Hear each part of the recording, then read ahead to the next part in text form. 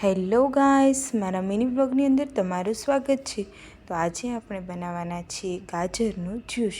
તો ગાજરનું જ્યુસ બનાવવા માટે સૌપ્રથમ તો આપણે ગાજરના એક સરખા નાના નાના પીસ કરી દીધા હતા અને હવે આ બધા જ પીસને આપણે મિક્સર જારની અંદર એડ કરી દઈશું અને હવે તેમાં આપણે સ્વાદ અનુસાર થોડું મીઠું એડ કરીશું અને થોડું લીંબુ એડ કરવાનું છે અને તમારે જો થોડી ખાંડ એડ કરવી હોય તો કરી શકો છો, પણ આપણે આમાં એડ કરતા નથી।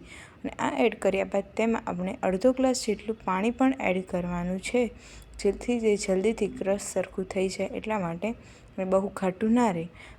અને ત્યારબાદ આપણે મિક્સર જારની અંદર હવે આને ક્રશ કરી લઈશું અને આ જે ક્રશ થઈ જાય ત્યારબાદ આપણે તેને ગળણી વડે અથવા તો કોટનનું કોઈ કપડું લેવાનું છે, એમાં ગાળી લેવાનું છે અને હવે આપણું આ મસ્ત મજાનું ગાજરનું જ્યુસ થઈ ગયું છે રેડી।